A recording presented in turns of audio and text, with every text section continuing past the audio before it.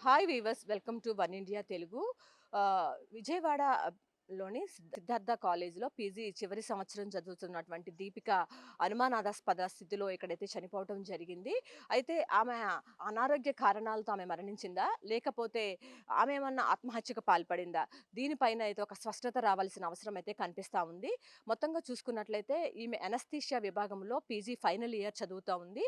ఈమె నైట్ డ్యూటీలో ఉంది. ఈమెతో పాటు ఈమె ఫైనల్ ఇయర్ స్టూడెంట్. ఈమెతో పాటు పీజీ ఫస్ట్ ఇయర్‌లో ఉన్నటువంటి దివ్య కూడా నైట్ డ్యూటీలోనే ఉంది. అయితే ఇద్దరు కూడా నైట్ డ్యూటీలో విధులు నిర్వహిస్తూ ఉన్నారు. రాత్రి 10 ఆ టైంలో ఇద్దరు కూడా బయట నుంచి ఫ్రైడ్ రైస్ తెప్పించుకోవడం, ఎగ్ ఫ్రైడ్ రైస్ తెప్పించుకొని తిన్నారు. తనకు కాసేపటికి తనకు కడుపులో నొప్పిగా ఉందని చెప్పి తనకు ఒక ఇంజెక్షన్ చేయమని చెప్పి దీపిక కోరగా ఆమె ఒక ఇంజెక్షన్ అయితే చేసింది.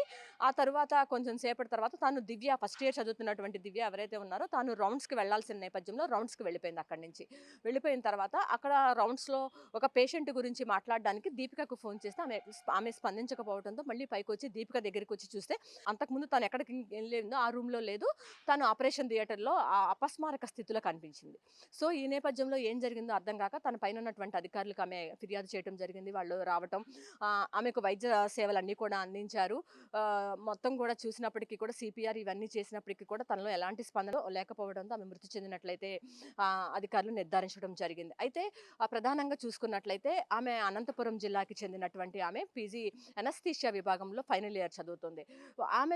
ఆమె బ్యాగ్‌లో చెక్ చేస్తున్నట్లయితే నిన్న ఆహ్, ఒక వెంటిలేటర్ పైన ఉన్నటువంటి ఒక పేషెంట్‌కి ఇచ్చేటటువంటి మత్తు మందుతో పాటు కొన్ని సూదులను కూడా గుర్తించడం జరిగింది. సో, ఆమె ఏమన్నా ఇంకొక ఇంజెక్షన్ చేసుకుందా?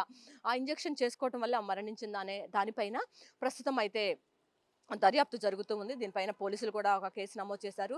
అనంతపురం నుంచి ఆళ్ళ పేరెంట్స్ వచ్చిన తర్వాతనే పోస్ట్‌మార్టం చేయాలని చెప్పి వాళ్ళు కోరగా, అనంతపురం నుంచి ఆళ్ళొచ్చిన తర్వాతనే సీసీ కెమెరాల్లో ఉన్నటువంటి ఫుటేజ్ అంతా కూడా చూసిన తర్వాతనే వాళ్ళు పోస్ట్‌మార్టానికి కూడా చేయటం జరిగింది. మొత్తంగా చూసుకున్నట్లయితే దీనిపైన మంత్రి సత్యకుమార్ కూడా స్పందించడం జరిగింది. పూర్తి నివేదిక ఇవ్వాలని కూడా హాస్పిటల్ సూపరింటెండెంట్‌ని కోరారు. దీంతో పాటు జిల్లా కలెక్టర్‌గా ఉన్నటువంటి లక్ష్మీ షా కూడా దీని మీద నివేదిక కోరటం జరిగింది. మహిళా కమిషన్ కూడా దీనిపైన స్పందించింది.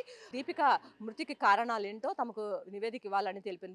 దీని వెనక గనక ఎవరైనా గనక ఉన్నట్లయితే వారిని కఠిన చర్యలు తీసుకుంటామని కూడా మహిళా కమిషన్ అయితే హెచ్చరించిన పరిస్థితి కనిపిస్తా ఉంది. అయితే ప్రధానంగా చూసుకున్నట్లయితే విజయవాడలో ఇది పీజీ మెడికో స్టూడెంట్ మరణించటం అనేది ఒక హాట్ టాపిక్‌గా మారింది. ఎందుకంటే తాము ఏమైనా కారణాలతో ఆత్మహత్యకు పాల్పడిందా? లేకపోతే తాను అనారోగ్య కారణాలతోనే మృతి చెందిందా? దీనిపైనైతే పూర్తి నివేదిక అయితే రావాల్సి ఉంది. ఇది కూడా ఉన్న పరిస్థితి. కెమెరా పర్సన్ వెంకట్‌తో Lakshmi, One India News Telugu, Vijayawada.